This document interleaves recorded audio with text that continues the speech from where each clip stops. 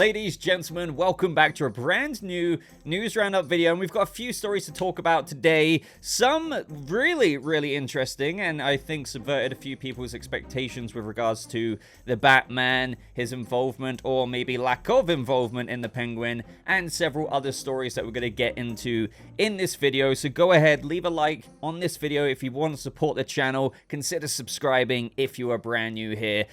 So quickly, Future Boba here. As I was editing this video, I absolutely needed to include a very big story, and that is to do with the casting of Hal Jordan for Lanterns, or should I say a possible casting. So Nexus Point News said exclusive Josh Brolin has been offered the role of Green Lantern Hal Jordan in DC Studios' Lanterns.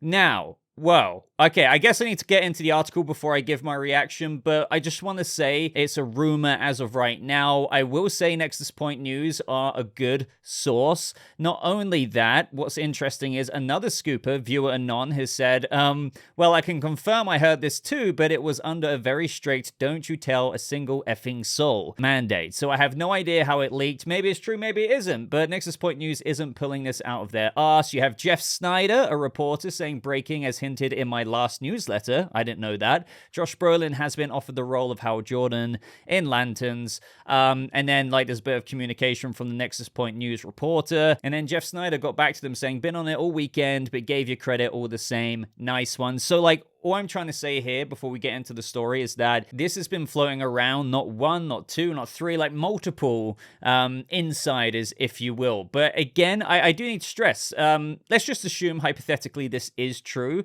It is an offer, Josh Brolin could turn it down. But as for Nexus Point News' actual article here, if we click on that, they say that we have exclusively learned that Josh Brolin has been offered the role of Green Lantern Hal Jordan in DC Studios' HBO series Lanterns. This version of the character is described as a Lantern legend and will be a veteran member of the cause.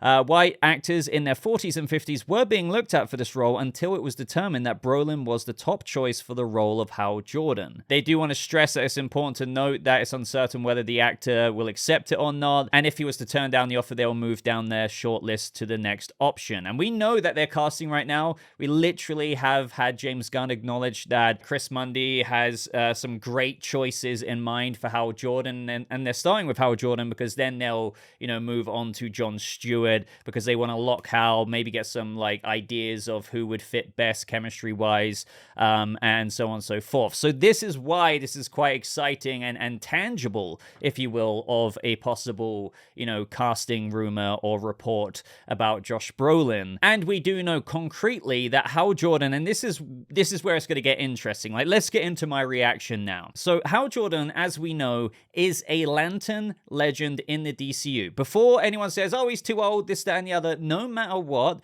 we know that Hal Jordan is very experienced. I literally tweeted out myself, just in my initial reaction when I first heard this a few minutes ago, that Lantern legend always for sure meant a Hal Jordan who was very experienced in the DCU, helming, and this is very important as well, this true detective-inspired investigation into the murder in the American heartland, alongside a much younger John Stewart rookie in the series. So you have Hal having done this for what I guessed would be 10 years-ish, 12 years, similar to our DCU Batman, of what I'm assuming, given that Damian's coming into the fold. And John Stewart would have maybe only got his Lantern ring in the past, I don't know, 2 or 3 years, give or take. He could be 28 to 32. Obviously, quite a bit younger, and that would be the dynamic of this investigation. And I could really see that with the, True Detective Season 1 kind of inspiration that they're going with, and, all of the quality and pedigree that they're pouring into this HBO original Lantern series. I've loved the vision, and this is the thing about the vision. I said that it's quite a bit older than I'd have expected, but I'm not gonna lie, if true, I do see what they're going for. I'm not sure how to feel ultimately, though, but Brolin is really good, really good, and I can imagine him in the episodes. But I just thought that it'd be someone early to mid-40s. And I stand by that tweet a few minutes ago. I think a lot of us understood, maybe you're learning this for the first time, I don't know, that Hal Jordan would be quite a bit older, but still that didn't necessarily mean Josh Brolin's age of 56 56, I was thinking, you know, like Jensen Ackles' age, Jake Gyllenhaal age, somewhere around there would still mean an experienced older Lantern and Hal Jordan. But it seems, let's just say this is true for the sake of argument, that they've gone even older to that of 56. Although I would say that Josh Brolin, just in the meta kind of non-in-universe explanation here, could still play somebody who looks in their mid to late 40s for what it's worth. Like, Josh Brolin does look pretty decent for his age.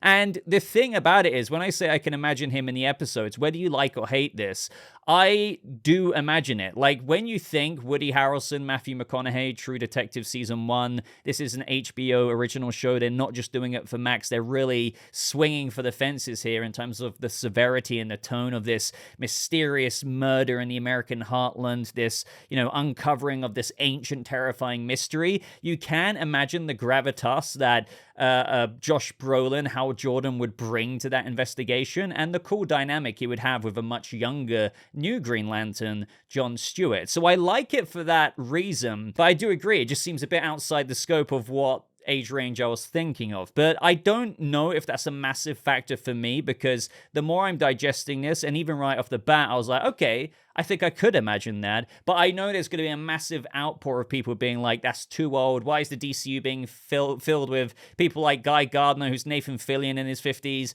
Hal Jordan, who's now in his 50s, even though it's been described that this is literally where the universe is at. A lot of heroes, not everyone, is in their 40s and 50s. I mean, look at Superman. Batman could still be 36 to 38, but there will still be like a few peppered in there who, in this universe that's, you know, had heroes exist and having existed for a long time, you know, Hal Jordan could be that Lantern legend who in real life is 56, but in universe, let's just say his Josh Brolin's Hal Jordan is 47. That's not the end of the world for me, because again, my expectation was already set. I was just thinking maybe an actual actor who was in his 40s.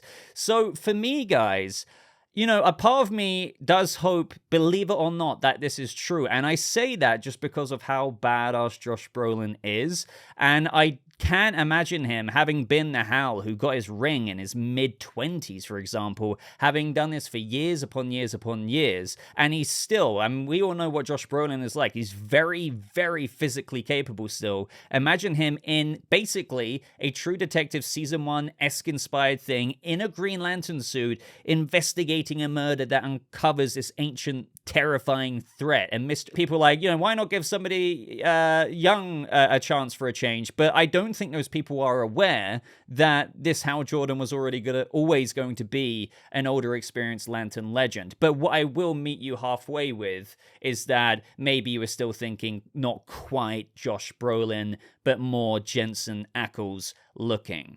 And that would be fair game, right? But if this did happen, and it is official, I would still quite like it. I think that is just through the credentials and ability and kind of faith I have in Josh Brolin. It does still fit in with the vision of the show. Even if it's a bit older than what I expected, it still is within the scope of that vision. So I'm fine with that. I would say it's at like the top end of the vision, but you get what I mean. But this would obviously also mean that Hal Jordan, you know, obviously, you know, going into his 60s in the next 4 years, Josh Brolin might not be like a larger character of the DCU as perhaps what some people would want, because this is where some of the other criticism may lie. What if you're an absolutely huge Hal Jordan fan? Sure, you might absolutely love Brolin in the role, but then it's like 6 years into the 8 to 10 year plan of the DCU, you might be like, oh, dude's friggin' bro's 62 or whatever, right? And I would get that, right? But at the same time, maybe there is like, you know, and there is a big plan, and maybe they want to give that mantle more to John Stewart in the DCU. Similar idea to how Barry might not be so much of a thing in our faces in the DCU in the first 6 years. It could be something like Wally. I don't know if that will even happen, but I'm just trying to throw some like spitballs at you of like ideas of the way this works, the reverse Kingdom Come kind of DCU that we've got. Again, not all heroes are super old, but some may be older than what you might have expected. Some might be what you expect, like Batman, Superman, Diana, and whatnot, but some might be like, oh, Oh, that's interesting. Nathan Fillion as Guy Gardner at like 52 or whatever. Those are my thoughts about it. I would say, I do think I would have preferred someone like Josh Brolin. It's like how I love S.I. Morales as Deathstroke on Titans. Like, say what you will about Titans, but that was just a incredible casting. I think Josh Brolin would be an impeccable Deathstroke, and we know that James Gunn has teased multiple times that, something may be in the works with Deathstroke. But believe it or not, and I'm really not trying to blow smoke here or sound chilly, I do see what they're going for. And now imagining, again, I know it's not a spitting image of True Detective Season 1, but just imagining Hal Jordan, Josh Brolin version of, like, again, Matthew McConaughey and Woody Harrelson's True Detective Season 1, but in the DCU and, that kind of tone. I do see that. And if you've seen True Detective, you'll know what I mean and what this show is trying to do. But I also completely am a bit like, yeah, but I do see it, but, okay, the more it's digesting, and let's just say it was confirmed, I'd be like, okay, let's try and embrace it now. But before that, and where I am right now, it's a bit more like, I love the idea of it, but I'm also a bit unsure about the idea of it. But if it happens, I guess I will embrace the idea of it. There's by no means the kind of reaction in me in where I feel like Kumail Nanjiani was like, Yeah, really? Really? Maybe for some of you, this is another Kumail Nanjiani. I don't know. But I guess what remains now in this video is for you to let me know how you think, because otherwise I'll ramble about this for the next 30 years, and now this part of the video, this inclusion, has made this video over 30 minutes. And it was originally going to be like 23, which is a record. Well, it's not a record for me, but I'm already adding to it right now. So I'm going. Let me know your thoughts. Let me know if you agree or disagree with me. You're somewhere in the middle. By the way, if Gunn debunks it, I'll do a follow-up video addressing that. But as of when I'm making this video, he hasn't said anything, but he might do. But he might not. Or he might give the Gunn reply, this is what I'll say in advance, in where he hasn't been officially cast. So even if he replies to somebody saying, it could be on the whole technicality of, well, the person asked him, was he officially cast? And it's like, well, that's not the actual reality. It's that he was offered the role. And you guys know what I mean. Like, Gunn sometimes answers in roundabout ways like that, and where it might not actually shut it down. But we're going to have to wait and see. But we now need to move on to probably maybe the biggest story of today's video, and that is, the Penguin and Robert Pattinson's Batman/Bruce Wayne involvement, or as I teased, lack thereof. So let's get into this. So in an interview with SFX magazine, but I'm going over the game's radar coverage here, they say one major player appears to be missing in action, though. Gotham may be forever in his avenging shadow, but the Dark Knight, it seems, is sitting this one out. Rumors that Robert Pattinson may suit up for a cameo, may be a reliable underworld whisper, or simply fervent fan wishing. What does that do to your storytelling, taking Batman out of Batman's world? And this is where Lauren Lefranc, the showrunner and writer, says, I understand why people's desire would be to have Batman, or to think that unless Batman's in a show or a film, then it doesn't have the same punch. But to me, I think it packs a different punch. Matt's films are through the lens of the Batman, so you're high up looking down on the city. It's a different perspective, and that's similar to what she said at Comic-Con. She continues to say here, with Oz, you're in the city streets, you're in the grit and the muck and the grime. He's looking up, wanting to claw his way to the top. So already there, that seems to heavily imply that she's kind of making it transparent that Batman won't appear in the Penguin, even in a small scene or two. That's her trying to justify, like, okay, I get why people may think if Batman's not in the show, it won't have that same punch, but really, it does have the punch in the Penguin, because you're still in Gotham's muck. So the very fact that she's talking along those lines really does kind of spell, something, that fans may not want to hear, because they really want Batman to appear at some point, even though they may have had the expectation that he wouldn't be in it very much at all. But I think a lot of people still had a lot of hope for some kind of scene. But she continues to say here, so it's a different experience. I think Gotham is an interesting enough city that it deserves to have more doors unlocked within it, and for us to walk through those and see what we think. And then Matt Reeves gets involved here, saying, I don't feel like it's missing something fundamental, says the Batman director Matt Reeves, clearly feeling no pressure to flash the bat signal. I feel like it's an extension of what is fundamentally there. We know this is the world of Batman. You're going down a different alley, so the Spectre of Batman is there. The specter of the Riddler is there. The specter of everything that happens in the last movie is there. It informs it. And it's exactly where we begin. So even more writing on the wall there. And my unpopular opinion is that I kind of get what they're saying. And of course, a bit with my biases here, if I could, press a button right now and have Robert Pattinson's Batman do that similar scene of what I've described to you before, maybe a scene that, is a nice contrast to the scene in the Iceberg Lounge in the first movie, in the Penguin, in where instead of Batman putting his hands on Oz, there's a bit of like a new status quo established now that he's the new Kingpin in the finale,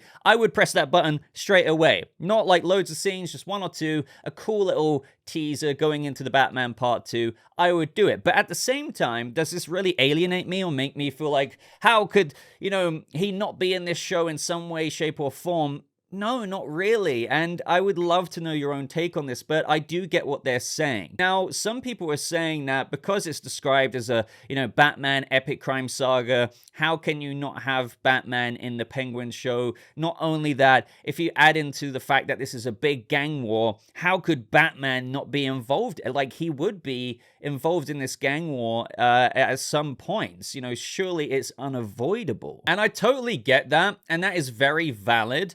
But as Bruce says in the Batman, it's a big city.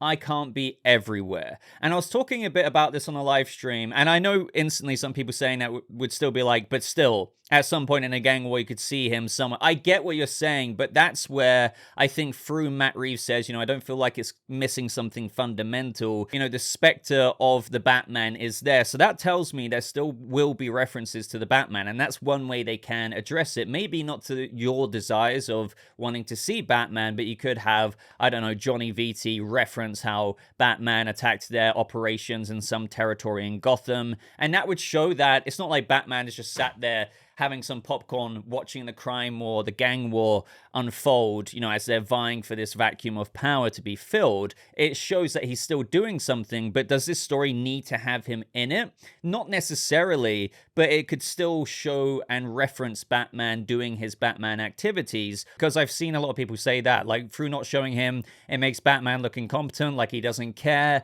No, that can easily be amended, and that can still be referenced in the show. And for me, since this is a show called The Penguin, and you're really going through all the grit, the grime, the muck of the criminal underbelly of Gotham, through very good explanations here, in my opinion, the point of view perspective of the Penguin, just like how the Batman, as Matt Reeves really went on about, his style is he wanted a very point of view, detective-driven story through that of Batman's eyes. That's why a lot of the camera shots are very point of view driven, but also to the larger context of the storytelling, right? So that is the same thing with Oz in the streets, and you could argue that from episode to episode, Batman might not literally be wherever Oz is going through this warehouse to driving up to the, Carmine Falcone family residence where he meets Sophia again. Do you know what I mean? Like, he doesn't have to be, or he might not be everywhere, and Batman might be very busy, but on top of that, they can still stick in references, as I've repeated enough here, that he is still actually getting involved in the gang war. But at the same time, it might not be the absolute goal to feature that, as cool as that would be. Some people at the end of the day, after hearing that, still might not be happy with it, but it's something I can understand. So I am very confident that we will actually, as Matt Reeves says, feel and maybe even hear about the specter of the Batman, just like how he says the specter of the Riddler is there. You literally have Oz in one of the trailers looking around the destruction of Gotham from the flood saying, look at what that madman did. There's absolutely no way there's not going to be some kind of reference to Batman and his activities if he's not actually in the show itself. So we're going to feel that. And so, as you go further down that understanding, with Matt Reeves saying it's an extension of what is fundamentally there, and it is within the world of the Batman, I think that stands as well. Like, you don't have to have Batman in a Batman world show to make it feel like it's still in the world of the Batman, or if Batman isn't in it, then it's just some generic crime show. I really don't think so. And also, just one more point to add to this argument is that even if Batman did get involved in this, I don't think he could sort out the whole crime war. He probably is doing a bunch of intel, but in this vying for power, in this power vacuum, it is actually, in my opinion, a thing that Batman can only do so much with, because in my take here, it is still a situation of the chips still need to kind of land or fall on the table to see where things end up. Like, Batman can try and do things, interrupt things here and there, but he can't stop every crime. Like, no matter what, it is an inevitability, like a tsunami wave that will hit the city, this gang war, and the waves will wash, the tsunami will be gone, and what's left will be the new status quo, and Batman can't avoid this new status quo from happening. No matter how much he pokes and prods, gets intel here and there, confronts whoever, someone will still end up on top. In a show like this where things are even more chaotic, I am very sure that Batman's not being incompetent, or it's not consistent with his character. He is out there doing things, but we are in a show looking through the lens of Oz, very perspective driven there. So headcanon wise, because this is, I think, probably the official canon, Batman is busy out there doing things. He's not sitting on his ass playing guitar in his penthouse. He's doing things, but do we absolutely need to see that to justify it being a Batverse show? Not really. I think we are going to be in the streets, in the grit and the muck and the grime, seeing Oz wanting to claw his way to the top as per the title of the show, The Penguin.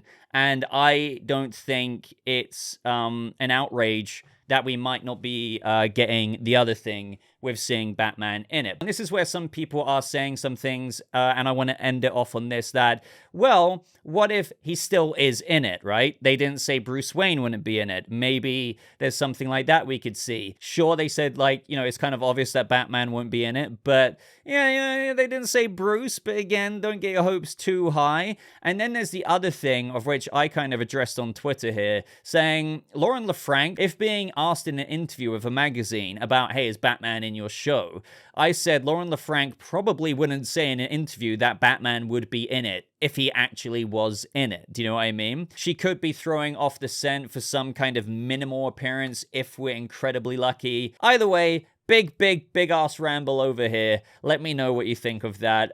Do you feel like one way or another, or do you feel of two minds about it? Any and all thoughts, let me know. We also had James Gunn shut something down recently while we're on the topic of the Batman news, because Puck News implied that there was a game coming out in the Batverse through saying, especially as the various Warner Brothers divisions are beginning to collaborate more closely on properties like the upcoming Penguin HBO show and game, both seeded in the 2022 Batman movie. Now, I don't know where they got that from. Like, because that implies, like, wait, so, you know, Penguin show and game, as in, like, was it going to be, like, Penguin related, or there's a game both seeded in the 2022 Batman movie?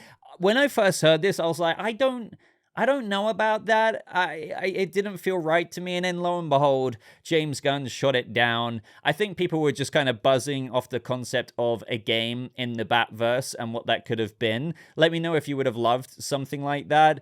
But yeah, I don't know. I feel like, if anything, they're going to more concentrate on DCU canonical and adjacent video games rather than Elseworld ones. But, you know, with Gunn saying, sadly, there is no truth to this whatsoever, kind of means that to him, yeah, maybe it is a bit sad that that isn't true, because a Batverse in the world of Matt Reeves' Gotham and Batverse game would have been maybe pretty cool to see. Now, up next, we have a new little promo for Joker 2 that I'm going to play for you right now, so it looks pretty cool. Nobody knew I existed, but look at all these people. Who do you think they see me? You're Joker. I'd do anything for you. People believe Arthur Fleck to be some kind of martyr. Well, he's not. You don't think this is me? Rated R. Now, what I actually really liked about this promo is that it's just showing a lot of the tension that is going to be coming in this movie. I mean, obviously, like, whether you're excited for this movie or not, you can't deny that there's going to be a lot of chaos that is happening in the courtroom. We have Arthur there in full Joker makeup, really rallying everyone. There's scenes of Joker out in the streets after the courtroom explosion, the very thing that allows him to escape back out into Gotham there, with one of his Joker followers helping him get out of that location so he can actually get free into the city. We have that news reporter, the very one actually who I think shows Lady Gaga's Lee's newspaper report of the mugshot of her in Arkham saying Harleen Francis Quinzel, showing that she actually is an inmate. It's just got to be a lot of tension, a lot of stuff going on, and even though this was like a brief portrait promo, it just gave like another feeling of excitement to me personally for the narrative of this movie. Yes, there's going to be musical numbers in it. We've been over this many, many times before, but I hope that more and more things like this demonstrate how it's still going to be scene to scene to scene to scene, drama, dialogue, and things like that. It's not just straight up like in the heights, as even Todd Phillips says. But yeah, it will definitely be a little bit of a hybrid. Now, up next in the realms of the DCU, we have here from Big Screen Leaks, who is a scooper, but again, as always, major grain of salt. Who knows if the source is telling them the right thing, all of that jazz. But we have this user saying, have you heard anything regarding the new Superman movie's quality? Like, how good is it gonna be? And Big Screen Leaks came out and said, I spoke to someone who's seen dailies, and to say they were impressed was an understatement. So, like, not a lot to say there, but obviously that is a good thing to hear, but is it even kind of true?